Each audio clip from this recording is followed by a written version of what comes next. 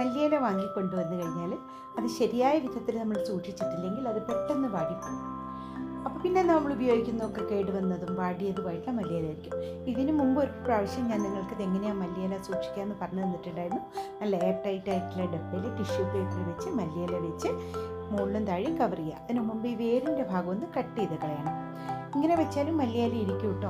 എനിക്കിങ്ങനെ വെച്ചിട്ട് ഇരുന്നിട്ടുണ്ട്. 2 ആഴ്ചയോളം തന്നെ ഏകദേശം കേടുവരാതെ ഇരുന്നിട്ടുണ്ട്. ഇതിനിടെ വേറൊരു ചാനലിൽ മല്ലിയില സൂക്ഷിക്കുന്ന ഒരു രീതി കാണിക്കുന്ന കണ്ടു. അപ്പോൾ ഈ വിധത്തിലൊന്ന് ട്രൈ ചെയ്താലോ എന്ന് എനിക്കും തോന്നി. അപ്പോൾ അതിന് വേണ്ടിയിട്ട് ഞാൻ മല്ലിയില എടുത്തിട്ട് നല്ലപോലെ അതിൻ്റെ വേരിൻ്റെ ഭാഗമൊക്കെ നന്നായിട്ട് കഴുകി കേടുവന്ന ഇലകളൊക്കെ കളഞ്ഞു. അതിനുശേഷം ഒരു കുപ്പിയിൽ കുറച്ച് വെള്ളം, 1/4 ഭാഗം വെള്ളം, അതായത് വേര് മാത്രം മുങ്ങിയിരിക്കത്തക്ക വിധത്തിൽ അത് ഇറക്കി വെച്ചു. വേര് നല്ലപോലെ കഴുകി മണ്ണൊക്കെ കളഞ്ഞിട്ടാണ് കേട്ടോ ഞാൻ വെക്കുന്നത്.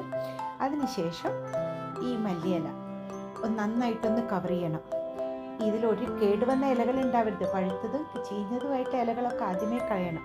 ഇനി ഒരു പ്ലാസ്റ്റിക് കവർ കൊണ്ട് നന്നായിട്ട് കവർ ചെയ്ത് അടിയൊന്ന് കെട്ടണം. ഞാനൊരു റബ്ബർ ബാൻഡാണ് ഇടുന്നത്.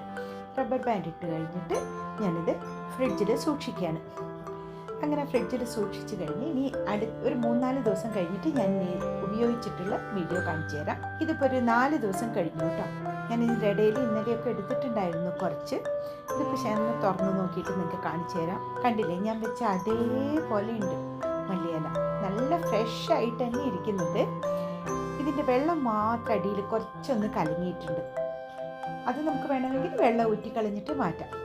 ഞാനിപ്പോൾ ഈ വെള്ളം ഒന്ന് മാറ്റി പുതിയ വെള്ളം, അത് കുറച്ചേ ഒഴിക്കാവൂ. വേര് മാത്രം നനയുന്ന വിധത്തിൽ മാത്രമേ ഒഴിക്കാവൂ. ചെറിയ വേരും വന്നിട്ടുണ്ട് കേട്ടോ. ഞാൻ കഴുകി വൃത്തിയാക്കിയ ഭാഗത്ത് ഓരോ പ്രാവശ്യവും എടുത്തു കഴിഞ്ഞാൽ അതേപോലെ ടൈറ്റായിട്ട് അടച്ചു വെക്കണം.